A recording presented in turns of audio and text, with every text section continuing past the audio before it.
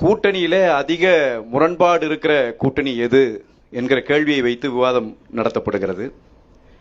எனக்கு மரியாதைக்குரிய என்னுடைய இதய நேசிப்பிற்குரிய நண்பர் ராஜீவ்காந்தி அவர்கள் அவர் பேசுகிற போது பெரியார் இல்லை என்றால், தமிழ்நாடு மட்டும் வழிகாட்டவில்லை என்றால், பீகார் குஜராத்தை நோக்கி நாங்கள் போகவில்லை, அமெரிக்காவை நோக்கி போகிறோம் என்றெல்லாம் சொன்னார். தமிழ்நாடு இந்த அளவுக்கு உயர்ந்திருக்கிறது, இந்தியாவிலேயே மிகப்பெரிய இடத்திற்கு முன்னேறி இருக்கிறது. அப்படி ஒரு நிலைக்கு தமிழ்நாடு வந்ததற்கு காரணம் அதிக காலம் தமிழ்நாட்டை ஆண்ட அனைத்து இந்திய அண்ணா திராவிட முன்னேற்றக் கழகம். இந்த உயரத்திலே வந்து நிற்கிறோம் என்றால் அதிக காலம் ஆண்டவர்கள் நாங்கள். இப்ப பிரச்சனை என்னன்னா, கூட்டணியிலே எது முரண்பாடு மிக்க கூட்டணி? கிமு கிபி என்கிற பிரச்சனையும் வந்தது. நான் கிபிக்கே வருகிறேன். மரியாதைக்குரிய அண்ணன் ஷானவாஸ் அவர்கள் கூட சொன்னார், 2017க்கு பிறகு பேச முடியுமா? அவ்வளவு தூரம் வேண்டாம், 2019 பேசுகிறேன். மரியாதைக்குரிய மதிமுகவினுடைய பொதுச் செயலாளர் அண்ணன் வைகோ அவர்கள் இந்த கூட்டணியிலே ராஜ்யசபா உறுப்பினராக தேர்ந்தெடுக்கப்பட்ட பிறகு டெல்லிக்கு போனார், பாராளுமன்றத்தின் முன்னால் நின்றார், செய்தியாளர்களை பேட்டி எடுத்தார்கள். இன்றைக்கும் வலைதளத்திலே அந்த காணொளி இருக்கிறது. அவர் பேசினார், இனப்படுகொலைக்கு, ஈழத்தில் நடந்த இனப்படுகொலைக்கு காரணமான கட்சி காங்கிரஸ் கட்சி. நான் ஒரு நாளும் காங்கிரசின் தயவோடு பாராளுமன்றத்தை மிதித்ததில்லை, பிஜேபியின் ஆதரவோடு கூட வந்திருக்கிறேனே ஒழிய, note this point your honour, பிஜேபியினுடைய ஆதரவோடு கூட வந்திருக்கிறேனே ஒழிய காங்கிரசின் ஆதரவோடு வந்ததில்லை என்று கிபிக்கும் ரொம்ப தள்ளித்தான் பேசினார். கூட்டணியிலே முரண்பாடே இல்லை. மரியாதைக்குரிய அண்ணன் ஷானவாஸ் குறிப்பிட்டு சொன்னார், பாரதிய ஜனதா கட்சி போகிறவனெல்லாம் மற்ற கட்சிகளை சாப்பிட்டு விடுகிறது. ஒரு பிரச்சாரம் நீங்கள் வைக்கிறீர்கள், அது ஒரு விவாத பொருளாக எப்பொழுதுமே நீங்கள் பேசுகிறீர்கள். நான் அவருக்கு அன்போடு நினைவுபடுத்த விரும்புகிறேன், தமிழ்நாட்டிலே மன்னராட்சி நடக்கிறது, இது மக்களாட்சி இல்லை, வாரிசு அரசியல் நடக்கிறது என்று அதிமுக காரன் நான் சொன்னால் பரவாயில்லை, சொன்னவர்கள் யார் தெரியுமா? இதோ போன ஆண்டு விடுதலை சிறுத்தைகள் கட்சி தான் சொன்னது. சொன்னவர் விடுதலை சிறுத்தைகள் கட்சியினுடைய துணை பொதுச் செயலாளர் ஆதவ அர்ஜுனா அவர்கள். இருந்த சொல்லுங்க, பாஸ்ட் டென்ஸ்ல சொல்லுங்க. அப்ப இருந்த, சரி சரி, பாஸ்ட் டென்ஸ்லயே சொல்லிடுவோம். அப்போது துணை பொதுச் செயலாளராக இருந்தவர் விடுதலை சிறுத்தைகள் கட்சியினுடைய துணை பொதுச் செயலாளரை மாற்றியவர் யார் தெரியுமா? அண்ணன் ஷானவாஸ் அவர்களே, எந்த கட்சியை யார் சாப்பிடுகிறார்கள் என்பதை இப்பொழுது யோசித்து பார்க்கிறீர்களா? பாரதிய ஜனதா வந்தார். நான் சொல்லுகிறேன், அண்ணா திராவிட முன்னேற்றக் கழகம் தொண்டர்களினுடைய உழைப்பாலும் ரத்தத்தாலும் வேர்வையாலும் கட்டப்பட்ட இயக்கம். அதெல்லாம் ஒண்ணு நடக்காது, நீங்க ரொம்ப கவலைப்பட வேண்டாம். ஒரு செய்தி தான் நான் உங்களுக்கு சொல்ல விரும்புகிற செய்தி. 2021 தேர்தல் நடைபெறுகிற போது என்னுடைய மரியாதைக்குரிய நண்பர் ராஜீவ்காந்தி அவர்களும் சரி, அண்ணன் ஷானவாஸ் அவர்களும் சரி, மரியாதைக்குரிய அண்ணன் செந்தில்வேல் அவர்களும் சரி, இவர்கள் எல்லாம் பேசியது என்ன தெரியுமா? அமித்ஷா வந்து விட்டார், 60 சீட்டு வாங்க போகிறார், அடிமையாக போகிறது அதிமுக. பேசினீர்களா இல்லையா? இப்பயும் சொன்னாரு 60 சீட் கேக்குறாங்க. எங்கள் பொதுச் செயலாளர் வந்து நின்றார், கொடுக்க மாட்டீங்களா? 60 பேச்சுவார்த்தை நடந்தது, 19 இடங்கள் வாங்கினார், அவர்களுக்கு ஒதுக்கப்பட்டது. நான் என்ன எதிர்பார்க்கிறேன் தெரியுமா உங்களிடம்? குறைந்தபட்சம் நாங்கள் தவறாக உங்களை பற்றி பேசிவிட்டோம், வருத்தம் தெரிவிக்கிறோம் என்றாவது ஒருவராவது சொன்னீர்களா? ஆளுமை மிக்க தலைவர் என்று எங்கள் எடப்பாடியார் நிரூபித்த பிறகும் கூட அதை ஏற்றுக்கொள்ள உங்களுக்கு மனமில்லை. அப்புறம் என்னமோ பேசுறீங்க. அதாவது உங்களுக்கு என்ன பிரச்சனைனா, அண்ணாவின் படத்தை எடுத்து விட வேண்டுமோ அதிமுக. ராஜீவ்காந்தி அவர்களுக்கு நான் அன்போடு நினைவுபடுத்த விரும்புகிறேன், கொள்கை கோட்பாடு என்று வந்தால் அண்ணா தமிழ்நாடு முழுவதும் சுற்றி சுழன்று தன்னுடைய கொள்கைகளை வைத்தது என்பது வெறும் தமிழ்நாட்டில் ஏற்படுத்திய சம்பவம் அல்ல. உலகம் மானுடத்திற்கு அவர் ஒரு செய்தி சொன்னார். என்ன தெரியுமா?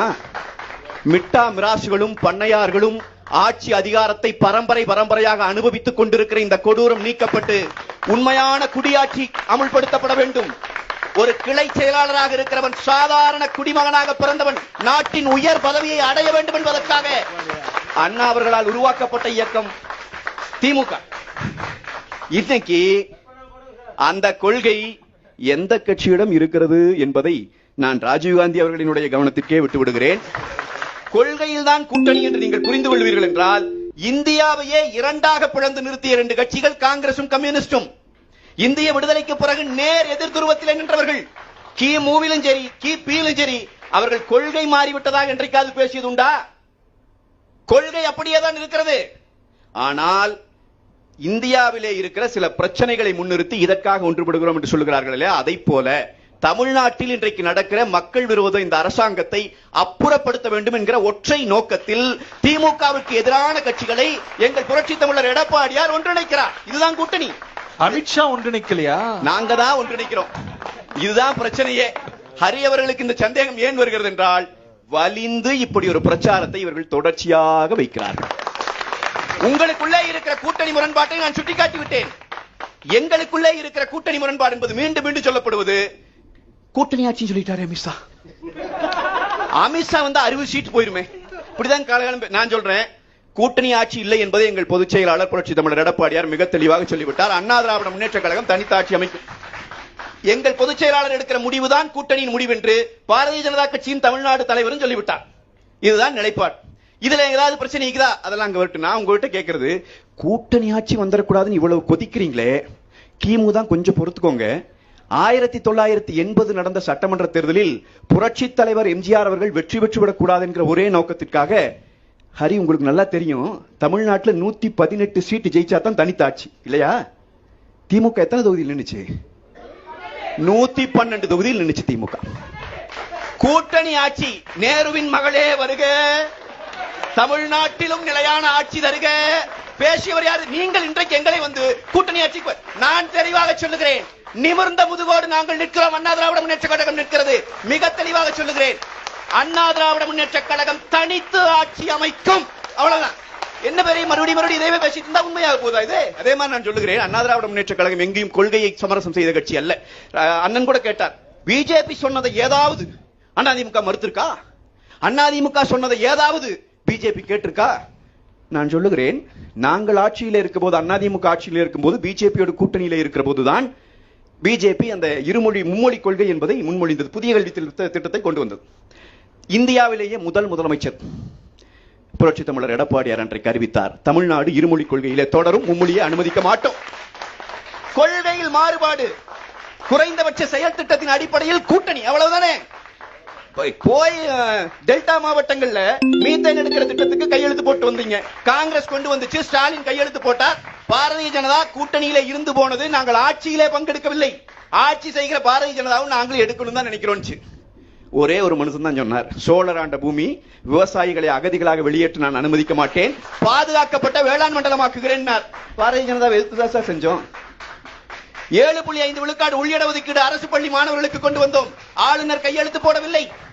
கருப்பு கொடியை தூக்கி கொண்டு ஆளுநர் வீட்டின் முன்னால் ஓடவில்லை. செய்தியாளர்களை கூப்பிட்டு நான் ஆட்டுக்கு தாடி நாட்டுக்கு ஆளுநர் என்று கதை பேசவில்லை.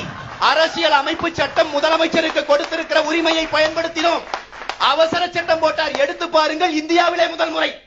நீட் தேர்வு தமிழ்நாட்டில் சட்டமன்றத்தில் திமுக தீர்மானம் நிறைவேற்றது. நாங்களும் தானே ஆதரிச்சோம் சார். கொள்கை கோட்பாடு ஒன்றாக இருக்கும்போது, கோரிக்கை ஒன்றாக இருக்கும்போது அவர்களும் போராட்டம், நாங்களும் போராடுறோம். என்ன உங்களுக்கு பிரச்சனை? ஆமா, நீட் தேர்வை கொண்டு வந்தது முதல்ல யாரு? இவங்க எங்களை பார்த்து ஐயோ நீட் தேர்வு ஐயோ சார். எங்கள் பொதுச் செயலாளர் வந்த பிறகு உச்ச நீதிமன்ற தீர்ப்பின் அடிப்படையில் நீட் தேர்வு தமிழ்நாட்டிற்குள் வந்துச்சு சார். நீங்க அதனாலதான் சார் உங்களாலேயும் அதை தடுக்க முடியல. நீங்க சொன்னீங்கல்ல, வந்த பிறகு நான் ரகசியத்தை சொல்லுவோம், உடனே தடுத்துருவோம், முதல் கையெழுத்து. முடியாது. ஏன் முடியல? Court order. இது பிரச்சனையா இருந்தா சட்டமன்றத்தில் தீர்மானம் போட்டு நிறைவேற்றிக்கலாம். இந்தியாவிலேயே தமிழ்நாட்டில் தான் எங்கள் புரட்சி தமிழர் எடப்பாடியாரின் ஆட்சியில தான் உச்ச நீதிமன்றத்தில் இட் இஸ் அன்கான்ஸ்டிடியூஷனல் நாங்க வழக்கு தொடர்ந்தோம். அதே மாதிரி சில பேசுகிற போது அண்ணன் சொல்லி கேட்டாங்க, மத்திய அரசு அவங்க ஆட்சிக்கு வந்தா விதிவிலக்கு கொடுக்கும் தமிழ்நாட்டுக்கு. அந்த கட்சிகள் எல்லாம் சொல்லுது, பாஜக சொல்லுமா? இல்ல, நான் சொல்ல வைக்க முடியுமா? உச்ச நீதிமன்ற உத்தரவே என்னன்னா, ஒரு மாநிலத்திற்கு தனியாக நாங்கள் இதை கொடுக்க முடியாது என்பதுதான் உத்தரவு. இது யாரும் இது எதுக்கு பொய்ய பேசுறீங்க? மக்கள்கிட்ட மீண்டும் மீண்டும் இப்படி மறுத்து கோர்ட் உத்தரவு மீறி அவசர சட்டங்கள் வந்திருக்குல்ல, இந்த அரசுல வந்திருக்குல்ல, மத்திய அரசுல. சார், நான் அதைத்தான் சார் கேட்கிறேன். கோர்ட்டினுடைய உத்தரவு ஒன்று இருக்கிறது. நீங்க இப்ப இவங்க என்ன சொல்றாங்கன்னா, ராகுல் காந்தி மட்டும் வந்து விட்டால், காங்கிரஸ் வந்து விட்டால் நாங்கள் உங்களுக்கு செஞ்சு கொடுப்பாங்க. எப்ப சார் சொல்றீங்க? நாட்டை ஆண்டுச்சு சார். 18 வருஷமா நீங்க அவங்களோட ஆட்சியில பங்கு. நான் சொல்லுகிறேன், அதிமுக கூட்டணியில இருந்தது. கூட்டணி ஆட்சியில் வெகு சொற்ப காலம். 18 ஆண்டுகள் கூட்டணி ஆட்சியில இருந்து மந்திரி சபையில இடம்பெற்று ஆட்சியை நடத்தியது திமுக. நீங்கள் அன்றைக்கு ஏன் கல்வியை மாநில பட்டியலுக்கு கொண்டு வர வேண்டும் என்று வாய் திறந்து பேசல? ஏன் பேசல? ஏன் கச்சத்தீவை எடுக்க வேண்டும் என்று அன்றைக்கு போராடல? எனவே நான் சொல்லுகிறேன், இன்றைக்கு கூட்டணி அமைக்கப்பட்ட பிறகும் மிகப்பெரிய முரண்பாடுகளினுடைய உச்சத்தை தொட்டுக் கொண்டிருக்கிறது. எனக்கு முன்னாடி 2 அண்ணன்களும் நிறைய செய்திகளை சொல்லி பேசிட்டாங்க. தோழர் சண்முகம் பேசிய செய்திகளாகட்டும், அண்ணன் வேல்முருகன் பேசுனதெல்லாம் நான் இங்க பேசணும்னு வைங்க. எனவே நாங்கள் தெளிவாக சொல்லுகிறோம், பாரதிய ஜனதா கட்சியோடு அமைத்திருக்கிற கூட்டணியும் சரி, அண்ணா திராவிட முன்னேற்ற கழகம் 2026க்கு அமைக்கப்பட இருக்கிற கூட்டணியும் சரி வலுவானதாக முழுமையானதாக இருக்கும். அதன் மீது அவதூறுகளை பரப்பி எப்படியாவது இதை சீரழிச்சலாமான்னு நீங்க பாக்குறீங்க பாருங்க. நிச்சயமாக நடக்காது. 26 எழுதி வைத்துக் கொள்ளுங்கள், இரட்டை இலைக்கானது. வாழ்த்துக்கள், வணக்கம்.